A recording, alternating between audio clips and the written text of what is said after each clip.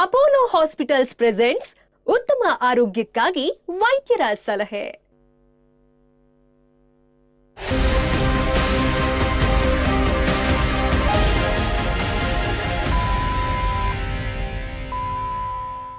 ಉತ್ತಮ ಆರೋಗ್ಯಕ್ಕಾಗಿ ವೈದ್ಯರ ಸಲಹೆ ವಿಶೇಷ ಕಾರ್ಯಕ್ರಮಕ್ಕೆ ಸ್ವಾಗತ.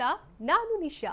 ಒತ್ತಡ ಜೀವನ, ಬದಲಾಗುತ್ತಿರುವ ಜೀವನ ಶೈಲಿ, ಜನರಿಗೆ ನೂರಾರು ಆರೋಗ್ಯ ಸಮಸ್ಯೆ. ಯಾವ ಸಮಸ್ಯೆಗೆ ಯಾವ ಚಿಕಿತ್ಸೆ ಅನ್ನೋದೇ ದೊಡ್ಡ ಚಿಂತೆ.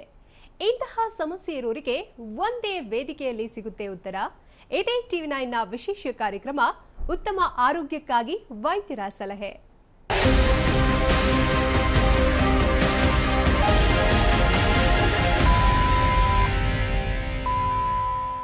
ವೈದ್ಯಕೀಯ ಜಗತ್ತಿನಲ್ಲಿ ಈ ಸಮಸ್ಯೆಗೆ ಸಂಪೂರ್ಣ ಪರಿಹಾರವಿದ್ದು ಭಯಪಡುವ ಯಾವುದೇ ಅವಶ್ಯಕತೆ ಇಲ್ಲ.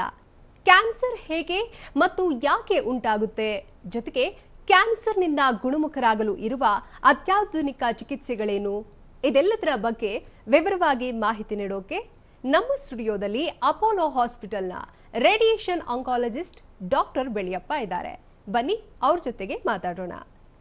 ಡಾಕ್ಟರ್, ಮೊದಲನೆಯದಾಗಿ ಕಾರ್ಯಕ್ರಮಕ್ಕೆ ಸ್ವಾಗತ ನಿಮಗೆ. ನಮಸ್ಕಾರ ಡಾಕ್ಟರ್. ಇವತ್ತು ಕ್ಯಾನ್ಸರ್ ಬಗ್ಗೆ ಮಾತಾಡ್ತಿದ್ದೀವಿ. ಹೀಗಾಗಿ ಕ್ಯಾನ್ಸರ್ ಅಂದ ಕೂಡಲೇ ಜನ ಭಯ ಬೀಳ್ತಾರೆ. ಆ ಹೆಸರು ಹೇಳಿದ ಕೂಡಲೇ ಕ್ಯಾನ್ಸರ್ ಇವರಿಗೆ ಅಂತ ಹೆದರ್ಕೊಳ್ತಾರೆ. ಹಾಗಾದರೆ ಕ್ಯಾನ್ಸರ್ ಯಾಕೆ ಇಷ್ಟೊಂದು ಮಾರಕ ಕಾಯಿಲೆ ಅಂತ? ನೀವು ಹೇಳಿದಾಗೆ ನಾನು MBBS ಸೇರಿದ 1982ರಲ್ಲಿ. ನಾನು ಆಮೇಲೆ 89ರಲ್ಲಿ ಕ್ಯಾನ್ಸರ್ ತಜ್ಞನಾಗಿ ನಾನು ಪೋಸ್ಟ್ ಗ್ರ್ಯಾಜುಯೇಟ್ ಸೇರಿದೆ. ಆವಾಗ ನನಗೂ ಭಯ ಇತ್ತು. ಈ ಕ್ಯಾನ್ಸರ್ ಬಗ್ಗೆ ಭಾಳ ನನಗೆ ಅಷ್ಟು ಪರಿಜ್ಞಾನ ಇರಲಿಲ್ಲ.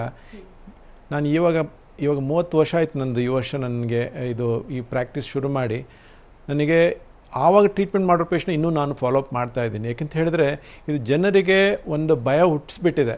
ಬಟ್ ನಾನು ಯಾವಾಗಲೂ ಹೇಳೋದು, ನಮ್ಮ ಪೇಷಂಟ್ ಬಂದಾಗ ಈ ಶುಗರ್ ಅಂದರೆ ಡಯಾಬಿಟೀಸು, ಹೈಪರ್ ಟೆನ್ಷನ್ ಗುಣ ಆಗೋದಿಲ್ಲ, ಲೈಫ್ ಲಾಂಗ್ ಟ್ರೀಟ್ಮೆಂಟ್ ತೊಗೊಳ್ಬೇಕು. ಬಟ್ ಕ್ಯಾನ್ಸರ್ ಹಾಗೇ ಇಲ್ಲ. ಒಂದು 3 ತಿಂಗಳು ಅಥವಾ 6 ತಿಂಗಳಾದಮೇಲೆ ಗುಣ ಆಗೋಂಥ ಕಾಯಿಲೆ. ಎಲ್ಲ ಕಾಯಿಲೆ ಗುಣ ಆಗದೇ ಇದ್ದರೂ ಸುಮಾರು ಆಲ್ಮೋಸ್ಟ್ ಈಗ ಹೇಳುವಂದರೆ 50-60 ಭಾಗ ಗುಣ ಆಗುತ್ತೆ. ಅದರೊಳಗೂ ನಾವು ಯಾವ ಸ್ಟೇಜ್, ನೀವು ಕೇಳಿರ್ಬೋದು, ಪೇಷಂಟ್ ಬಂದಾಗೆ ಡಾಕ್ಟರ್ ನಮ್ಗೆ ಯಾವ ಸ್ಟೇಜ್ ಇದೆ ಅಂತ ಕೇಳ್ತಾರೆ. ಸೊ ಅದನ್ನು ನಾವು ತಿಳ್ಕೊಬೇಕಾಗತ್ತೆ, ಅವ್ರಿಗೆ ಹೇಳಬೇಕಾಗತ್ತೆ, ಅದ್ರ ಬಗ್ಗೆ ನಾವು ವರ್ಕೌಟ್ ಮಾಡಬೇಕಾಗತ್ತೆ.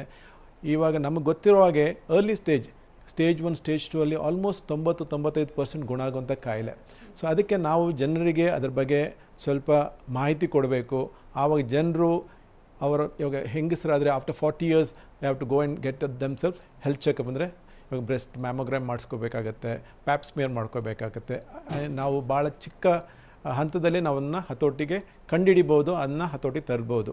ಅದೇ ಪೇಷಂಟ್ಸ್ ಅಂದರೆ ನಮ್ಮ ಜನದವರು ಅದನ್ನು ನೆಗ್ಲೆಕ್ಟ್ ಮಾಡಿದರೆ ಲೇಟ್ ಸ್ಟೇಜ್ ಬಂದರೆ ಅದು ಗುಣ ಆಗೋದು ಕಷ್ಟ. ಅದರಿಂದ ನಾವು ಅದ್ರ ಬಗ್ಗೆ ಅರಿವಿಕೆ ನಮಗೆ ಮೂಡಿಸೋದು ಭಾಳ ಉತ್ತಮ ನಮಗೆ.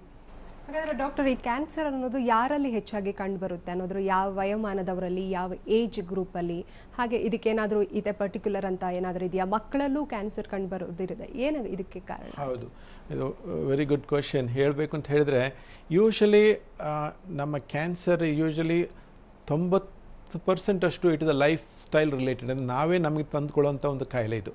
ಯಾವ ಥರ ಅಂತ ಹೇಳಿದ್ರೆ, ನಾವು ಮಕ್ಕಳು ಆಗಿ ಒಂದು 19-20 ವಯಸ್ಸಿನಲ್ಲಿ we start the habits of smoking, chewing. This is one of the very common ಇದು ಹ್ಯಾಬಿಟ್ಸ್. ಅದು ಚಿಕ್ಕ ವಯಸ್ಸಿನಲ್ಲಿ ಹ್ಯಾಬಿಟಾಗಿ ಶುರು ಆಗ್ತದೆ, ಆಮೇಲೆ it's become a lifestyle ಆಗಿಬಿಡುತ್ತೆ. ಅದು ಸ್ಮೋಕಿಂಗ್ ಶುರು ಮಾಡಿ 1 ವರ್ಷ 2 ವರ್ಷದಲ್ಲಿ ಕ್ಯಾನ್ಸರ್ ಬರೋದಿಲ್ಲ. ಇನ್ನೊಂದು 30-40 ವರ್ಷದಲ್ಲಿ ಅದು ಕ್ಯಾನ್ಸರಾಗಿ ಪರಿವರ್ತನೆ ಆಗುತ್ತೆ. ಯಾವ ಥರ ಅಂತ ಹೇಳಿದರೆ, ಏನಾದ್ರು ಒಂದು ಸೂಜಿ ತಗೊಂಡು ಒಂದು ಕಡೆಗೆ ಒಂದು 30-40 ವರ್ಷ ಚುಚ್ಚಿದರೆ ಅದು ಕ್ಯಾನ್ಸರಿಗೆ ಪರಿವರ್ತನೆ ಆಗ್ಬೋದು. ಆದರೆ ಅದೇ ಥರ ಈ ಟೊಬ್ಯಾಕೊ ಚೂಯಿಂಗು ಅಥವಾ ಸ್ಮೋಕಿಂಗಿಂದ ಈ ನಮ್ಮ ಬಾಯಿ ಅಥವಾ ಶ್ವಾಸಕೋಶದ ಲೈನಿಂಗು ಮತ್ತು ಸ್ಟಮಕ್ ಆ ಲೈನಲ್ಲಿ ಕಾನ್ಸ್ಟೆಂಟ್ ಇರಿಟೇಷನ್ ಆಗೋದ್ರಿಂದ ಒಂದು 30-40 ವರ್ಷದಲ್ಲಿ ಕ್ಯಾನ್ಸರಾಗಿ ಪರಿವರ್ತನೆ ಆಗುತ್ತೆ. ಸೊ ಅದು ನಮಗೆ 40-50 ವರ್ಷದಲ್ಲಿ ಕಾಮನ್ನಾಗಿ ಕಂಡು ಬರ್ತದೆ. ಇವಾಗ ಗರ್ಭಕೋಶದ ಕ್ಯಾನ್ಸರು, ಈ ವೈರಸ್ ಒಂದಿದೆ. ನಾವು ಅದಕ್ಕೆ ಈ ಕೆಲವು ವೈರಸ್ ಇರೋದ್ರಿಂದ ಇನ್ಫೆಕ್ಷನ್ ಆಗೋದ್ರಿಂದನೂ ನಮಗೆ ಬರ್ತದೆ. ಅದೆಲ್ಲ ನಮ್ಗೆ ಗೊತ್ತಿರೋದ್ರಿಂದ ಇವಾಗ ಅದಕ್ಕೆ ಆ್ಯಂಟಿವೈರಸ್ಗೆ ವ್ಯಾಕ್ಸಿನೇಷನ್ ಬಂದಿದೆ. ಅದನ್ನು ತೊಗೊಂಡಿದ್ರೆ ನಾವು ಪ್ರಿವೆಂಟ್ ಮಾಡ್ಬೋದು. ಆ ಥರ ಡಿಫ್ರೆಂಟ್ ರೀಸನ್ಸ್ ಇದೆ. ಇನ್ನೊಂದು ನಮ್ಮ ಫುಡ್ ಹ್ಯಾಬಿಟ್ಸ್.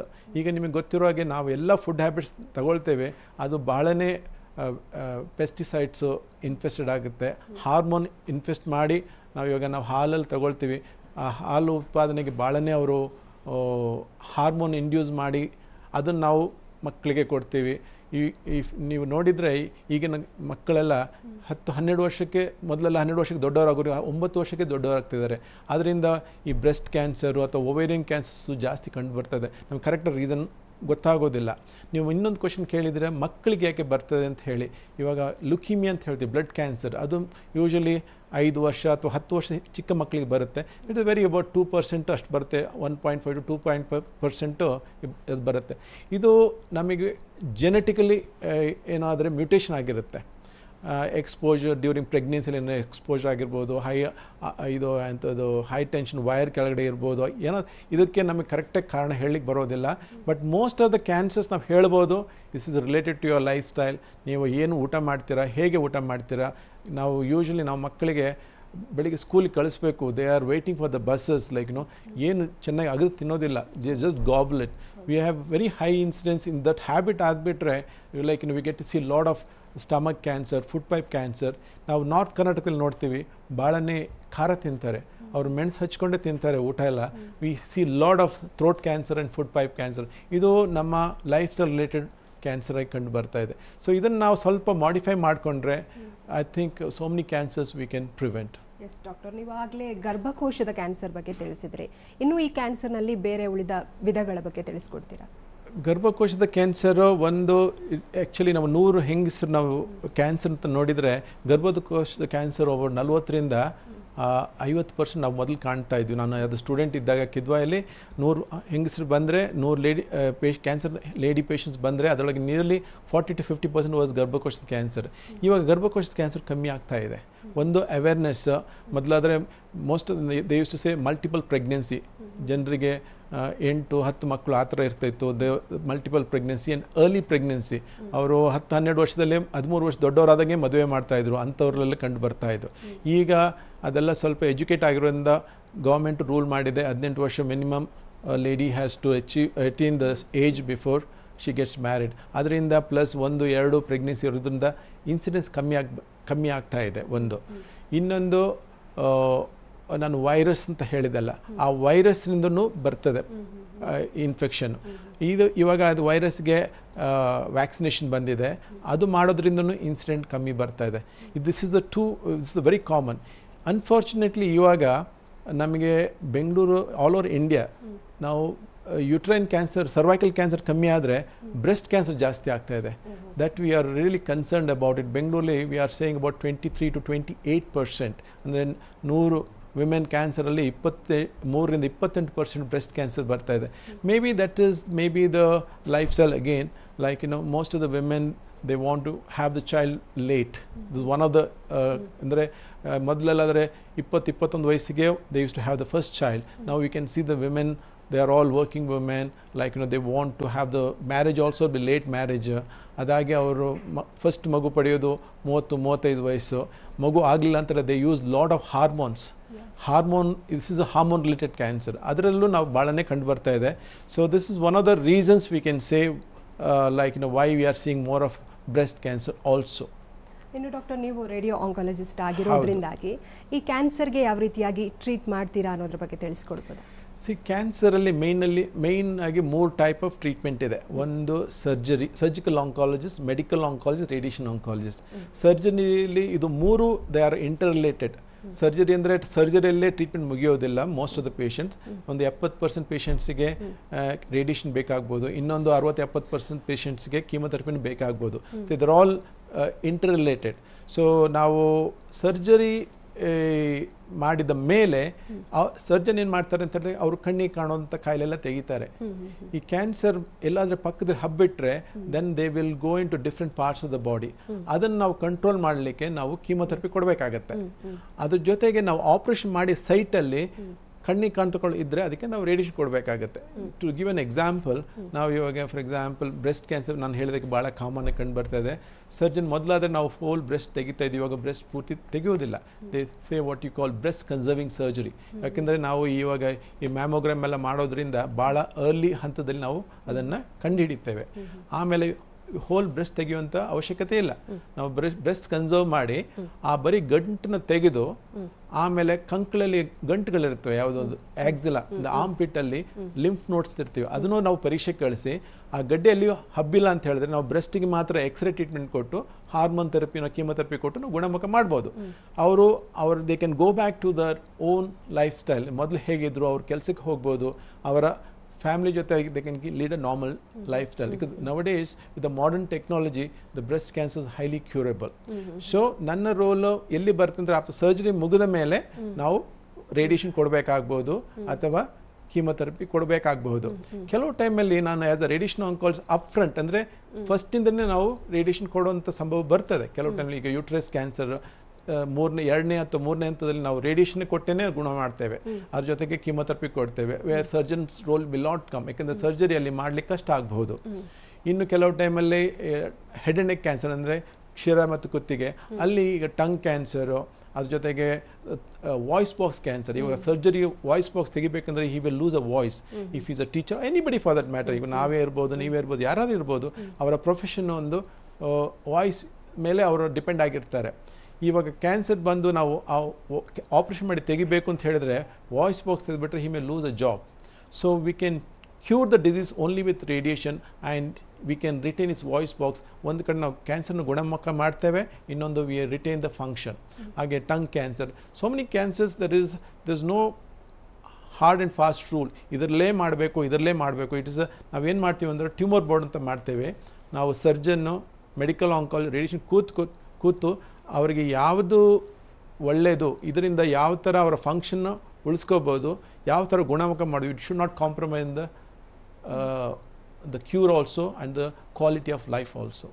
ಇನ್ನು ಡಾಕ್ಟರ್, ನಾರ್ಮಲ್ ಆಗಿ ಜನ ಕ್ಯಾನ್ಸರ್ ಬಂತ ಇವ್ರು ಬದುಕೋದೆಲ್ಲ, ಇವರು ಜಾಸ್ತಿ ಹೆಚ್ಚಿನ ದಿನ ಬದುಕಲ್ಲ ಅನ್ನೋ ಫೀಲಲ್ಲೇ ಇರ್ತಾರೆ. ಬಟ್ ಎಷ್ಟೋ ಜನ ಬದುಕಿದ್ದಾರೆ, ಗುಣಮುಖ ಆಗಿದ್ದಾರೆ. ಅದ್ರ ಬಗ್ಗೆ ಗಮನ ಹರಿಸಿರಲ್ಲ ಜನ. ಇದ್ರ ಬಗ್ಗೆ ಹೇಳೋದಾದರೆ ಆ್ಯಕ್ಚುಲಿ ನೀವು ಹೇಳಿದಾಗೆ ಈ ಕ್ಯಾನ್ಸರ್ ಕಾಯಿಲೆ ಯಾರು they are not happy to tell. ಏಕೆಂದರೆ ಈಗ ನನ್ನ ನೇಬರ್ಸ್ ಇದ್ದಾರೆ, ನನ್ನ ಅಕ್ಕಪಕ್ಕದಿದ್ದಾರೆ, ನಮ್ಮ ರಿಲೇಟಿವ್ಸ್ ಇದ್ದಾರೆ, ಅವರು ಮೇ ಬಿ ಕ್ಯಾನ್ಸರ್ ಸರ್ವೈವರ್ಸ್. ಅವರು ಹೋಗಿ 10 ಜನರಿಗೆ ಹೇಳೋದಿಲ್ಲ ನಾನು ಕ್ಯಾನ್ಸರ್ನಿಂದ ಬಳಲ್ತಿದ್ದೆ. ಏಕೆಂದರೆ ಅವರಿಗೆ ಲಾಟ್ ಆಫ್ ಸೋಷಿಯಲ್ ಆಬ್ಲಿಗೇಷನ್ ಇರುತ್ತೆ. ಅವ್ರ ಮಕ್ಕಳಿಗೆ ಅಥವಾ ಯಾರಿಗೆ ಮದುವೆ ಆಗೋದಿಲ್ವೋ, ಅಥವಾ ಹೀಗೆ ಲಾಟ್ ಆಫ್ ಸೋಷಿಯಲ್ ಇದರಿಂದ one of the reason they don't share their problems even though they survives. ಅದೇ ಫಾರ್ ಎಕ್ಸಾಂಪಲ್ ಡಯಾಬಿಟಿಕ್ ಸ್ಪೆಷಲಿಸ್ಟ್ ಅವರ ಕಾರ್ಡಿಯಾಲಜಿಸ್ಟ್ ಅಂದರೆ ಅವರು ನಮ್ಮ ಸೋಷಿಯಲ್ ಫಂಕ್ಷನ್ ಹೋದಾಗ is my cardiologist, is my physician ಅಂತ ಇಂಟ್ರೊಡ್ಯೂಸ್ ಮಾಡ್ತಾರೆ. ಬಟ್ ನನಗೆ ಯಾರು ನೀವು ಕ್ಯಾನ್ಸರ್ ಸ್ಪೆಷಲಿಸ್ಟು, ನಾನು ಇವರ ಪೇಷಂಟ್ ಅಂತ ಹೇಳೋದು ಭಾಳ ಅಪರೂಪ. ಕೆಲವು ಜನರು ಇದ್ದಾರೆ, but it is this thing because that social phobia is there.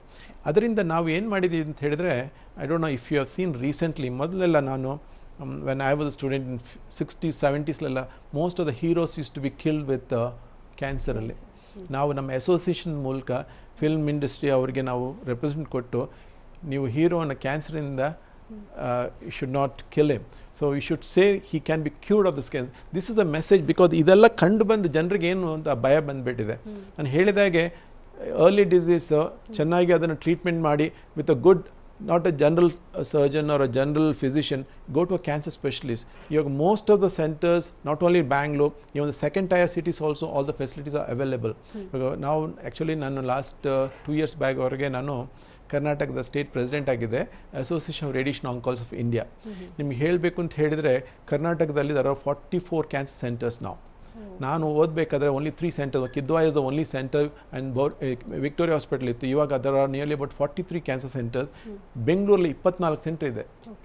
So facilities are available and what is available any part of the world is available. ನನಗೆ ಹೊರ ದೇಶದಲ್ಲಿ ನನಗೆ ಪೋಸ್ಟ್ ಗ್ರ್ಯಾಜುಯೇಷನ್ ಇದು ಫೆಲೋಶಿಪ್ ಮಾಡೋಂಥ ಫೆಸಿಲಿಟೀಸ್ ಇತ್ತು ನನಗೆ. ನಾನು I have even trained in CyberKnife in Stanford, Heidelberg ಯೂನಿವರ್ಸಿಟಿಯಲ್ಲಿ, ಅಲ್ಲಿಯೂ ನಾನು ಕ್ಯಾನ್ಸರ್ಗೆ ಟ್ರೈನ್ ಮಾಡಿ ಬಂದಿದ್ದೇನೆ. ನಾನು ಅಲ್ಲಿ ಕಲ್ತಿದ್ದು ಏನು ಅಂತ ಹೇಳಿದರೆ, ಅವ್ರು ಮಾಡ್ತಾ ಇರೋದು ನಾವು ಇಲ್ಲಿ ಮಾಡಬಹುದು, ಮಾಡ್ತಾ ಇದ್ದೀವಿ ಅಂತ ಅಷ್ಟೇ ಹೊರತು there is not much of a difference in the treatment facilities wherever you go. ನಮ್ಮ ಇವಾಗ ಅಪೋಲೋದಲ್ಲೆಲ್ಲ we have stereotactic radiotherapy and radiosurgery ಅಂತೆಲ್ಲ ಇದೆ, ಸ್ಟೀರಿಯೋಟ್ಯಾಕ್ಟಿಕ್ ಬಾಡಿ ರೇಡಿಯೋಥೆರಪಿ. ಇದೆಲ್ಲ what is available in any part of the world we also have in our state, in our district and in our city, that I proudly can tell you about it. ಇನ್ನು cancer management ಬಗ್ಗೆ ಹೇಳೋದಾದರೆ, advances ಇನ್ cancer management ಬಗ್ಗೆ ಹೇಳೋದಾದರೆ doctor? ಅದನ್ನು to continue what I already mention, for example ಮೊದಲೆಲ್ಲ surgery ಮಾಡಿದಾಗ open ಮಾಡಿ surgery ಮಾಡ್ತಾಯಿದ್ರು. I am not a surgeon, but we know as a oncologist cancer specialist ಆಗಿರೋದ್ರಿಂದ ನಮಗೆ ಅದ್ರ ಬಗ್ಗೆ ಮಾಹಿತಿ ನಮಗೆ ಗೊತ್ತು. ಈ ಮೊದಲು ಆಮೇಲೆ ಲ್ಯಾಪ್ರೋಸ್ಕೋಪಿಕ್ ಸರ್ಜರಿ ಅಂತ ಬಂತು, ಅಂದರೆ ಚಿಕ್ಕ ಕೀ ಹೋಲ್ ಸರ್ಜರಿ. ಇವಾಗ ಎಲ್ಲ ಕಡೆ ರೊಬೋಟಿಕ್ ಸರ್ಜರಿ ಬಂದಿದೆ. ರೊಬೋಟಿಕ್ ಸರ್ಜರಿಯಲ್ಲಿ they also like small neck ಮಾಡಿ ಅದು ಗಡ್ಡೆ ಅದರಲ್ಲಿ ಯಾವ ಥರ ಅಂತ ಹೇಳಿದ್ರೆ ನಾವು ಈಗ ಹೇಗೆ ನೋಡ್ತೀವಿ ಅದರದ್ದು 100 ಪಟ್ಟು ಪಾಲ್ ಮ್ಯಾಗ್ನಿಫೈಗೆ ಕಾಣುತ್ತೆ. ನಾವು ಮೈಕ್ರೋಸ್ಕೋಪಿಕಲ್ಲಿ ಮ್ಯಾಗ್ನಿಫೈ ಆಗಿ ನೋಡ್ತೇವೆ. ಆಗ they can get a very good clearance, ಮತ್ತು ಬ್ಲೀಡಿಂಗ್ ಕಮ್ಮಿ ಇರ್ತದೆ. And within about 3 to 4 days they can get discharge. It's all very recent, which I think ನಾವು we have in Apollo also the robot is there. So they operate with this thing, that is the robot ಸರ್ಜರಿಯಲ್ಲಿ. ರೇಡಿಯೇಷನಲ್ಲಿ ಹೇಳಬೇಕು ಅಂತ ಹೇಳಿದ್ರೆ we have a linear accelerator. ಅದರೊಳಗೆ we have some technique called IMRT, image guide radiotherapy and stereotype radiotherapy. ಅದರಲ್ಲಿ ಯಾವ ಥರ ಅಂತ ಹೇಳಿದ್ರೆ it's not centimetre or millimetre wise, sub millimetre wise we can be precise and we can give treatment. So ನಾವು treatment ಮಾಡಬೇಕಾದ್ರೆ ಕಾಯಿಲೆಗೆ ಕೊಡಬೇಕಾದ್ರೆ normal ಟಿಶ್ಯೂಗೆ ನಾವು ರೆಸ್ಪೆಕ್ಟ್ ಮಾಡಬೇಕು. ವಿ ಶುಡ್ ನಾಟ್ ಕ್ಯೂರ್ ಮಾಡಿ, we should not make them cripple. ನಾನು ಹೇಳಿದಾಗೆ ಫಾರ್ ಎಕ್ಸಾಂಪಲ್ ವಾಯ್ಸ್ ಬಾಕ್ಸ್ನ we should retain that and we should cure also. Both should be balance. ನಾವು ನೋಡಿಕೊಂಡು ಅದನ್ನು ಗುಣಮುಖ ಮಾಡಲಿಕ್ಕೆ ನೋಡಬೇಕು, ಕಾಂಪ್ಲಿಕೇಶನ್ನ ನಾವು ಅವಾಯ್ಡ್ ಮಾಡಬಹುದು. ಅದರಿಂದ ಈ ಮಾಡರ್ನ್ ಟೆಕ್ನಿಕ್ ಬಂದಿರೋದ್ರಿಂದ we have this image guide. ನಾವು ಎಲ್ಲ ಪ್ಲ್ಯಾನ್ ಮಾಡ್ತೀವಿ, ನಾವು ಈ ಜಾಗಕ್ಕೆ ಟ್ರೀಟ್ಮೆಂಟ್ ಕೊಡ್ತಾ ಇದ್ದೀವ ಇಲ್ಲ ಅಂತ ನೋಡಬೇಕು. ದ್ಯಾಟ್ ಫೆಸಿಲಿಟಿ ಆನ್ ಬೋರ್ಡಲ್ಲಿ ನಾವು ಟೇಬಲ್ ಮೇಲೇನು ಮತ್ತೆ ನಾವು ಒಂದು ಎಕ್ಸ್ರೇ ಮಾಡಿ ನಾವು ಕೊಡೋ ಜಾಗ, ನಾವು ಪ್ಲ್ಯಾನ್ ಮಾಡಿರೋ ಜಾಗ ಕರೆಕ್ಟ್ ಆಗಿದೆಯಾ ನೋಡಿಬಿಟ್ಟು ನಾವು ಎಕ್ಸಿಕ್ಯೂಟ್ ಮಾಡ್ತೀವಿ. Those facilities are available in Bangalore and in Apollo we are doing that. So that is about the radiation. Chemotherapy ಹೇಳಬೇಕು ಅಂತ ಹೇಳಿದರೆ, ಮೊದಲಾದರೆ ಈ ಕೀಮೊಥೆರಪಿ ಅಂದರೆ ಜನರಿಗೆ ಮಾತು ಕೇಳಿದರೆ ನಮಗೆ ಒಂದು ಭಯ. ಏನಂತ ಹೇಳಿದ್ರೆ ಎಲ್ಲ ಕೀಮೊಥೆರಪಿಯಲ್ಲೂ ಕೂದಲು ಬೀಳುತ್ತೆ, ವಾಂತಿ ಆಗುತ್ತೆ, ಇನ್ಫೆಕ್ಷನ್ ಆಗುತ್ತೆ ಅಂತ ಹೇಳಿ. ಇವಾಗ chemotherapy not a single drug. Nearly about 25 to 30 types of chemotherapy drugs ಆದಾರೆ. ಬೇರೆ ಬೇರೆ ಕ್ಯಾನ್ಸರ್ಗೆ ಬೇರೆ ಬೇರೆ ಕೀಮೊಥೆರಪಿ ಇದೆ. ಯಾವ ಥರ ಅಂತ ಹೇಳಬೇಕು ಅಂತಂದರೆ ಒಂದು ಆ್ಯಂಟಿಬಯೋಟಿಕ್ ಥರ. ನಾವು ಲಂಗ್ ಇನ್ಫೆಕ್ಷನ್ಗೆ ಬೇರೆ ಆ್ಯಂಟಿಬಯೋಟಿಕ್ ಕೊಡ್ತೀವಿ, ಸ್ಟಮಕ್ ಇನ್ಫೆಕ್ಷನ್ಗೆ ಬೇರೆ ಆ್ಯಂಟಿಬಯೋಟಿಕ್ ಕೊಡ್ತೀವಿ, ಯೂರಿನರಿ ಟ್ರ್ಯಾಕ್ಟ್ಗೆ ಬೇರೆ ಇನ್ಫೆಕ್ಷನ್ಗೆ ನಾವು ಬೇರೆ ಆ್ಯಂಟಿಬಯೋಟಿಕ್ ಕೊಡ್ತೀವಿ. ಹಾಗೆ ಕ್ಯಾನ್ಸರಲ್ಲೂ ಬ್ರೈನ್ ಟ್ಯೂಮರ್ಗೆ ಬೇರೆ ಕೀಮೊಥೆರಪಿ ಡ್ರಗ್ಸ್ ಇದೆ, ಬ್ರೆಸ್ಟ್ ಕ್ಯಾನ್ಸರ್ಗೆ ಬೇರೆ, ಲಂಗ್ ಕ್ಯಾನ್ಸರ್ಗೆ ಬೇರೆ ಇದಿದೆ. ದಿಸ್ ಇಸ್ ದ ಕೀಮೊಥೆರಪಿ ಇದೆ. ಮೊದಲು ಕೀಮೊಥೆರಪಿ ವಾಸ್ ಮ್ಯಾಂಡೇಟ್ರಿ. ಇವಾಗ ಬರ್ತಾ there is something called targeted therapy ಅಂತ ಬಂದಿದೆ. ಟಾರ್ಗೆಟೆಡ್ ಥೆರಪಿ ಅಂತ ಹೇಳಿದರೆ, ಈ ಫಾರ್ ಎಕ್ಸಾಂಪಲ್ ಲಂಗ್ ಕ್ಯಾನ್ಸರ್ಗೆ ಮೊದಲೆಲ್ಲ ಲಂಗ್ ಕ್ಯಾನ್ಸರ್ ಬಂದ ಮೇಲೆ ನಾವು usually 6 months to 1 year we may lose the patient ಅಂತ we used to think about it. ಇವಾಗ ಲಂಗ್ ಕ್ಯಾನ್ಸರ್ಲೆಲ್ಲ ನಾವು ಅದನ್ನು ಸ್ಪೆಷಲ್ ಟೆಸ್ಟ್ ಮಾಡ್ತೀವಿ. We call it as immunohistochemistry ಅಂತ ಮಾಡ್ತೀವಿ. ಈ ಕ್ಯಾನ್ಸರ್ ಯಾವ ಕಣದಿಂದ ಬಂತು ಅಂತ ಹೇಳಿ ಅದರಲ್ಲಿ ನಾವು ಇಮ್ಯುನೋಹಿಸ್ಟೋಕೆಮಿಸ್ಟ್ರಿ ಮಾಡಿ something called epidermal growth factor receptor ಇದೆಯಾ ಅಂತ ಹೇಳ್ಬಿಟ್ಟು ಅದನ್ನು ಇದ್ದರೆ we don't even give chemotherapy, we give targeted therapy. Target therapy ನಾವೇನೋ ಇಂಜೆಕ್ಷನ್ ಮೂಲಕ ಕೊಡಬೇಕಾಗಿಲ್ಲ, ನಾವು ಟ್ಯಾಬ್ಲೆಟ್ ಮೂಲಕನೇ ಕೊಡ್ಬೋದು. ಸೊ ಅದರಿಂದ ಟಾರ್ಗೆಟ್ ಮೂಲಕ ಕೊಡೋದ್ರಿಂದ ಅದು ಬರೀ ಆ ಕ್ಯಾನ್ಸರ್ ಸೆಲ್ಗೆ ಮಾತ್ರ ಹೋಗಿ ಅಟ್ಯಾಕ್ ಮಾಡಿ ಅದನ್ನು ಸಪ್ರೆಸ್ ಮಾಡುತ್ತೆ. ಬೇರೆ ಕಡೆ ಬೇರೆ ಸೆಲ್ಸ್, ನಾರ್ಮಲ್ ಸೆಲ್ಸ್ನ ಅದು ಹಾಳು ಮಾಡೋದಿಲ್ಲ. ಅದರಿಂದ ದ ರೆಸ್ಪಾನ್ಸ್ ಚೆನ್ನಾಗಿರುತ್ತೆ. ನಾವು we are seeing 3 years 5 years, even ಅದು ಬೇರೆ ಕಡೆ ಬ್ರೈನ್ಗೆ ಸ್ಪ್ರೆಡ್ ಆಗಿದ್ರು we are seeing about 5 years 10 years survival in this modern technology. ಇವಾಗ ಇನ್ನೊಂದು ಹೊಸ ಥರ ಬಂದಿರೋದಂತ ಹೇಳಿದ್ರೆ ಇಮ್ಯುನೊಥೆರಪಿ. ಇವಾಗ ಕೆಲವು ಟೈಮಲ್ಲಿ they would have tried chemotherapy, target therapy. Cancer ಇನ್ನೂ ಬೆಳವಣಿಗೆ ಆಗ್ತಾಯಿದೆ ಅಂತ ಹೇಳಿದ್ರೆ they do some special test on the tumour ತೆಗೆದು ಜಿನೋಮಿಕ್ಸ್ ಮಾಡ್ತಾರೆ. ಯಾವುದಾದ್ರು ಜೀನ್ ಇದ್ದರೆ ಅದಕ್ಕೆ ಟಾರ್ಗೆಟ್ ಮಾಡ್ತಾರೆ, ಇಲ್ಲವರೆ ಇಮ್ಯುನೋಮಾಡ್ಯುಲೇಟರ್ಸ್ ಹಾಕ್ತಾರೆ. ಇಮ್ಯುನೋ ಥೆರಪಿ ಕೊಟ್ಟು ಅವರ ಬಾಡಿ ಆ ಕ್ಯಾನ್ಸರ್ ಮೇಲೆ ಫೈಟ್ ಮಾಡುವಾಗೆ ಮಾಡ್ತಾರೆ. So that's come in a very big way. All the drugs are available in Bangalore. Because ಮೊದಲೆಲ್ಲಾದರೆ US ಅಲ್ಲಿ ಬಂದರೆ ಎಲ್ಲ ಅಲ್ಲಿಗೆ ಹೋಗಬೇಕು ಅಂತಿತ್ತು. ನಾವು all the facilities are available in your hometown. ಇನ್ನು ಡಾಕ್ಟರ್, ಪೇಷಂಟ್ಗಳು ಈ ಟ್ರೀಟ್ಮೆಂಟ್ ಒಳಗಾಗೋ ಮೊದಲು ಈ ಕ್ಯಾನ್ಸರ್ ಟ್ರೀಟ್ಮೆಂಟ್ ಬಗ್ಗೆ ತಿಳಿದುಕೊಳ್ಳೋದು ಎಷ್ಟು ಮುಖ್ಯ ಅಂತ ಅನಿಸುತ್ತೆ? ಯೂಶಲಿ ನೀವು ಹೇಳಿದಾಗೆ ನಾವು when we started this talk like ಭಯ. So I think we have a responsibility as a doctor sitting other side to take the patient into confidence. ಅಂದರೆ ಪೇಷಂಟಿಗೆ ಭಾಳನೇ ಭಯ ಇರುತ್ತೆ, ಅದ್ರ ಬಗ್ಗೆ ನಾವು ಅದ್ರ ಬಗ್ಗೆ ಮಾಹಿತಿ ಕೊಡಬೇಕು. ಯಾಕಂತ ಹೇಳಿದರೆ ಈ ಪೇಷಂಟ್ ಯೂಶಲಿ ಏನಾಗ್ತಂತ ಹೇಳ್ತಾರೆ, ಅವರು ಯಾವುದೋ ಒಂದು ಪೇಷಂಟ್ ನೋಡಿರ್ತಾರೆ, ಅವ್ರ ರಿಲೇಟಿವ್ನು, ಅವರ ಪಕ್ಕದ ಮನೆಯವರು, ಅವ್ರು ಯಾರೋ ದೂರದ ಸಂಬಂಧಿಕರು ನೋಡಿರ್ತಾರೆ. ಇವ್ರಿಗೂ ಅದೇ ಕ್ಯಾನ್ಸರ್ ಇದೆ, ಅದೇ ಥರ ಆಗ್ಬೋದು ಅಂತ ಅವರಿಗೆ ಒಂದು ಭಯ ಇರ್ತದೆ. ಇವಾಗ ಏನಾಗ್ತದೆ, ಸುಮಾರು ಜನರು ಅರ್ಧ ಟ್ರೀಟ್ಮೆಂಟ್ ತೊಗೊಂಡು ಆಯುರ್ವೇದ ಅಲ್ಲಿ ಇಲ್ಲಿ ಬೇರೆ ಇದಕ್ಕೆ ಹೋಗಿಬಿಡ್ತಾರೆ, ದೊಡ್ಡದಾದ್ಮೇಲೆ ಬರ್ತಾರೆ, ಆಮೇಲೆ ಏನಾರು ಮಾಡಿ ಡಾಕ್ಟರ್ ಅಂತ ಹೇಳ್ತಾರೆ. This is a very common even ಈಗಿನ ಇದರೊಳಗೂ ನಾವು ನೋಡ್ತಾ ಇದ್ದೀವಿ. ಸೊ ನಾವು ಯೂಶಲಿ ನಾವು ಇವೊಂದು 25-30 ಇಯರ್ಸ್ ಆಫ್ ಎಕ್ಸ್ಪೀರಿಯನ್ಸ್, ನಮಗೆ ಪೇಷಂಟ್ ಬರಬೇಕಾದ್ರೆ ಗೊತ್ತು ಇವ್ರಿಗೆ ಈ ತೊಂದರೆ ಇದೆ, ಈ ಸಿಂಪ್ಟಮ್ಸ್ ಹೇಳ್ತಾರೆ ಅಂತ ಹೇಳಿ. ಅವ್ರು ಕೆಲವು ಟೈಮ್ ಫಾರ್ ಎಕ್ಸಾಂಪಲ್ ಒಂದು ಪೇಷಂಟ್ ಬೀದರಿಂದನೋ, ನೆನ್ನೆ ಒಂದು ಪೇಷಂಟ್ ಬೀದರಿಂದ ಬಂದಿದ್ದಾರೆ. ಅವರು ಟ್ರಾವೆಲ್ ಮಾಡಬೇಕಾದ್ರೆ ಅವ್ರ ತಲೆಯಲ್ಲಿ ಅದೇ ಇರ್ತದೆ, ನಾನು ಡಾಕ್ಟ್ರಿಗೆ ಇದು ಹೇಳಬೇಕು ಅಂತ ಇರ್ತದೆ. ನಾವು ಬಂದಾಗ V don't even spend much time. ಬಂದು ಕೂತ್ಕೊಳ್ರಿ ಅಂದರೆ ಅವರು they start telling they problem, V should not put them down. ಅಂದರೆ ಏನಿಲ್ಲ ನಮಗೆ ಗೊತ್ತು, ಸುಮ್ಮನೆ ಕೂತ್ಕೊಂಡು ನಾನು ಹೇಳ್ತೀನಿ ಅಂತ ಹೇಳ್ಬಿಟ್ಟು ನಾವು we should have the patience to listen to the patient. ಅವರ ಪ್ರಾಬ್ಲಮ್ ಕೇಳಿ, ಅವರಲ್ಲಿ ಏನು ನಾನು ಕೇಳ್ತೀನಿ, ನಿಮ್ಗೆ ಏನಾದರೂ ಡೌಟ್ ಇದೆಯಾ ಕೇಳಿ, ಅದನ್ನು ನಾವು ಕ್ಲಾರಿಫೈ ಮಾಡಿ ಕೊಟ್ಟರೆ ಖಂಡಿತ ನನ್ನ ಪೇಷಂಟ್ಸು ಟ್ರೀಟ್ಮೆಂಟ್ ಫುಲ್ ತಗೊಳ್ತಾರೆ. ನಾವು ಸರಿಯಾಗಿ ಮಾತಾಡಲಿಲ್ಲ ಅಂತ ಹೇಳಿದರೆ ಅವ್ರು ನನ್ನ ಬಿಟ್ಟು ಬೇರೆ ಡಾಕ್ಟ್ರಿಗೆ ಹೋಗ್ತಾರೆ, ಇಲ್ಲವರು ಇನ್ನೊಬ್ಬ ಡಾಕ್ಟ್ರ್ ಬರ್ತಾರೆ, ಇಲ್ಲ ಅರ್ಧ ಟ್ರೀಟ್ಮೆಂಟ್ ತೊಗೊಳ್ತಾರೆ. ಅಲ್ಲಿಗೆ ಅವರ ಟ್ರೀಟ್ಮೆಂಟ್ ಪೂರ್ತಿ ಆಗೋದಿಲ್ಲ, ಗುಣಮುಖ ಆಗೋದಿಲ್ಲ. ನಾವು actually communication is very important. ಯಾಕೆಂದರೆ ನಾವು ಆ ಸ್ಪೆಷಾಲಿಟಿಲಿ ಇರೋದ್ರಿಂದ ಅದ್ರ ಬಗ್ಗೆ ಚೆನ್ನಾಗಿ ಕರೆಕ್ಟ್ ಮಾಹಿತಿ ಕೊಡೋದು ಭಾಳ ಉತ್ತಮ. Plus is very important also. ಹಾಗಾದರೆ ಡಾಕ್ಟರ್, ಈ ಕ್ಯಾನ್ಸರ್ ಟ್ರೀಟ್ಮೆಂಟ್ ಏನು, ಇದನ್ನು ಕರೆಕ್ಟಾಗಿ ತಗೊಂಡ್ರೆ ಇದು ಗುಣ ಆಗುವಂತಹ ಕಾಯಿಲೆನಾ? ಯಾಕಂದರೆ ಎಷ್ಟೋ ಜನ ಪೇಷಂಟ್ ಟ್ರೀಟ್ಮೆಂಟ್ನ ಕಂಟಿನ್ಯೂ ಮಾಡೋದೇ ಇಲ್ಲ, ಕೊಟ್ಟಿರೋ ಮೆಡಿಸಿನ್ನ ಕರೆಕ್ಟಾಗಿ ತಗೊಳ್ಳೋದೇ ಇಲ್ಲ. ಇದ್ರ ಬಗ್ಗೆ ಹೇಳೋದಾದರೆ ಇದು ಖಂಡಿತ ಸತ್ಯ. ಆ್ಯಕ್ಚುಲಿ ನಾನು ಹೇಳಿದ್ನಲ್ಲ, ನಾನು ಈ ಸ್ಪೆಷಾಲಿಟಿಗೆ ಬರೋಕ್ಕಿಂತ ಮೊದಲು ನನಗೂ had my own doubts, cancer ಗುಣ ಆಗುತ್ತೋ ಇಲ್ಲ ಅಂತ ಹೇಳಿ. But it is definitely is a curable disease in most of the cases. ಅಂದರೆ ನಾವು ಕರೆಕ್ಟ್ ಟ್ರೀಟ್ಮೆಂಟ್ ಕೊಡಬೇಕು, ಕರೆಕ್ಟ್ ಮಾಹಿತಿ ಕೊಡಬೇಕು. ನಾವು ಜನರಿಗೆ ಅದ್ರ ಬಗ್ಗೆ ಚೆನ್ನಾಗಿ ಅದರ ಮಾಹಿತಿ ಕೊಟ್ಟು ಅವರು ಅರ್ಲಿ ಎಲ್ಲ ಹೋಗಿ ಟೆಸ್ಟ್ ಮಾಡ್ಕೊಳ್ಳೋಂಥ ಅದೆಲ್ಲ ಮಾಡಿಕೊಂಡ್ರೆ ಖಂಡಿತ ಗುಣ ಆಗುವಂಥ ಕಾಯಿಲೆ ಇದು. ನಾನು ಹೇಳಿದಾಗೆ diabetes, hypertension lifelong treatment ತೊಗೋಬೇಕಾಗಿದೆ.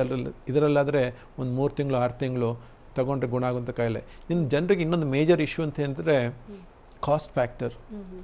ಜನರು ಅಂತ ಹೇಳಿದ್ರೆ ಭಾಳ ಎಕ್ಸ್ಪೆನ್ಸಿವ್, ಅದರಿಂದ ಟ್ರೀಟ್ಮೆಂಟ್ ತಗೊಳ್ಳೋದಿಲ್ಲ ಅಂತೇಳಿ. We can tailor make it. ಅಂದರೆ ಕೆಲವು ಟೈಮಲ್ಲಿ ಇದೇ ಔಷಧಿ ಕೊಡಬೇಕು, ನೀವು ಹೈ ಎಂಡ್ ಔಷಧಿ ಕೊಡುವಂಥ ಅವಶ್ಯಕತೆ ಇಲ್ಲ. ಇವಾಗ ಸರ್ಕಾರದವರು ಭಾಳನೇ ಇದು ಕೊಟ್ಟಿದ್ದಾರೆ, ಆಯುಷ್ಮಾನ್ ಭಾರತ್ ಮತ್ತು ವಾಜಪೇಯಿ ಆರೋಗ್ಯಶ್ರೀ ಸ್ಕೀಮ್ಗಳಿದ್ದಾವೆ. BPL ಕಾರ್ಡ್ ಅವರಿಗೆ ನಾವು ಅದೇ, ಯಾಕಂದರೆ BPL ಕಾರ್ಡ್ ಬರೀ ಗೌರ್ಮೆಂಟ್ ಹಾಸ್ಪಿಟಲ್ ಮಾತ್ರ ಅಲ್ಲ, ಈವನ್ ನಮ್ಮ ಈ ಪ್ರೈವೇಟ್ ಹಾಸ್ಪಿಟಲ್ ಕೊಡ್ತೇವೆ. CGH central government health scheme ಇದ್ದಾವೆ, ex servicemen health scheme ಇದ್ದಾವೆ. ಅವರೆಲ್ಲ ಬಂದು ನಮ್ಮಲ್ಲಿ ಸೇಮ್ ಟ್ರೀಟ್ಮೆಂಟ್ ಬೇರೆಯವ್ರಿಗೆ ಯಾವುದು ಕೊಡ್ತೀವಿ ಅದೇ ಟ್ರೀಟ್ಮೆಂಟ್ ಅವರು ಪಡೆದು ಟ್ರೀಟ್ಮೆಂಟ್ ಗುಣಪಡಿಸ್ಕೊಳ್ಬಹುದು. ಇನ್ನು ಡಾಕ್ಟರ್, ಇವಾಗ ಕೊರೋನಾ ಸಂದರ್ಭ, ಜನ ಮನೆಯಿಂದ ಹೊರಗೆ ಬರೋಕ್ಕೆ ಭಯಪಡ್ತಾರೆ. ಹೀಗಿರಬೇಕಾದ್ರೆ ಕ್ಯಾನ್ಸರ್ ಪೇಷಂಟ್ಗಳನ್ನ ಯಾವ ರೀತಿಯಾಗಿ ಟ್ರೀಟ್ ಮಾಡ್ತೀರಾ? It's a very big challenge. ಯಾವ ಥರ ಅಂತ ಹೇಳಬೇಕು ಅಂತ ಹೇಳಿದರೆ, ನಮ್ಮದು ಸೋಡ್ ವಿತ್ ಡಬಲ್ ಎಡ್ಜ್ ಅಂತೇಳಿ, ಒಂದು ಕಡೆ ಕ್ಯಾನ್ಸರು, ಇನ್ನೊಂದು ಕಡೆ ವೈರಸ್ಸು. ಸೊ ನಾವು ಆ್ಯಕ್ಚುಲಿ ಎವ್ರಿ ಡೇ ನಾವು ಹಾಸ್ಪಿಟ್ಲ್ಗೆ ಹೋಗ್ತೀವಿ, we take all the universal precautions. Mask ಹಾಕ್ಕೊಳ್ತೀವಿ, ಸ್ವಲ್ಪ ಡಿಸ್ಟೆನ್ಸ್ ಮೇಂಟೈನ್ ಮಾಡ್ತೀವಿ, ಸ್ಯಾನಿಟೈಸ್ ಯೂಸ್ ಮಾಡ್ತೀವಿ. ಫಸ್ಟ್ ನಾವು ಬಂದಾಗ ಪೇಷಂಟ್ಸ್ಗೆ ಐ ಮೇಕ್ ಶ್ಯೂರ್ ಅವ್ರು ಏನಂದರೆ ಅವ್ರಿಗೆ ಅಭ್ಯಾಸ ಇಲ್ಲ, ನಮಗೆ ಈಗ ಅಭ್ಯಾಸ ಆಗಿಬಿಟ್ಟಿದೆ 6 ತಿಂಗಳಿಂದ. ಬಂದಾಗೆ ನಮ್ಮ ಹತ್ರ ಮಾತಾಡಬೇಕಾದ್ರೆ we tell them like there are some guidelines been laid by European society of therapeutic oncology, American society of therapeutic oncology. ಅವರು ಒಂದು ಗೈಡ್ಲೈನ್ಸ್ ಮಾಡಿದ್ದಾರೆ, ಯಾವ ಪೇಷಂಟಿಗೆ ಎಷ್ಟು ಕೊಡಬೇಕು, ಯಾವ ಥರ ಟ್ರೀಟ್ಮೆಂಟ್ ಗೈಡ್ಲೈನ್ಸ್, ಅದನ್ನು ನಾವು ಫಾಲೋ ಮಾಡ್ತೀವಿ. ಅದನ್ನು ನಮ್ಮ association radiation oncology of India, ನಮ್ಮ ಇಂಡಿಯನ್ ಸೊಸೈಟಿಯವರು ಸಮ ಗೈಡ್ಲೈನ್ಸ್ ಮಾಡಿದ್ದಾರೆ. ಅದರ ಪ್ರಕಾರ ನಾವು ಮಾಡ್ತೀವಿ. ಸೊ ದ್ಯಾಟ್ ಒಂದು ಕಡೆ, ಯಾಕೆಂದರೆ ನಾವು ಕರೋನಾ ಕಮ್ಮಿ ಆಗ್ತಂತ ವೆಯ್ಟ್ ಮಾಡಿದರೆ ಕ್ಯಾನ್ಸರ್ ಬೆಳೀತಾ ಹೋಗ್ತದೆ. ಸ್ಟೇಜ್ 1 ಇರೋದು ಸ್ಟೇಜ್ 2 ಆಗ್ಬೋದು, ಸ್ಟೇಜ್ 2 ಇರೋದು ಸ್ಟೇಜ್ 3 ಆಗ್ಬೋದು. ಗುಣ ಆಗುವಂಥ ಕ್ಯಾನ್ಸರ್ ಗುಣ ಆಗದೇ ಇರಬಹುದು. ಸೊ ಅದರಿಂದ we have to take them into confidence. ನಾವು ರಿಸ್ಕ್ ತೊಗೊಂಡು ಹಾಸ್ಪಿಟಲ್ ಬರ್ತೀವಿ, ಹಾಗೆ ನೀವು ರಿಸ್ಕ್ ತೊಗೊಂಡು ಬರಬೇಕಾಗತ್ತೆ. But all precautions you have to maintain that. ಸರಿ ಡಾಕ್ಟರ್, ಧನ್ಯವಾದ ನಿಮಗೆ. ಕ್ಯಾನ್ಸರ್ ಬಗ್ಗೆ ಹಾಗೆ ಕ್ಯಾನ್ಸರ್ ಟ್ರೀಟ್ಮೆಂಟ್ ಬಗ್ಗೆ ಸಾಕಷ್ಟು ಮಾಹಿತಿಯನ್ನು ತಿಳಿಸ್ಕೊಟ್ರಿ. ನಮಸ್ಕಾರ, ಥ್ಯಾಂಕ್ ಯು. ಇದು ಈ ಹೊತ್ತಿನ ವಿಶೇಷ. ನಿರಂತರ ಸುದ್ದಿಗಾಗಿ ನೋಡ್ತಾ ಇರಿ TV9.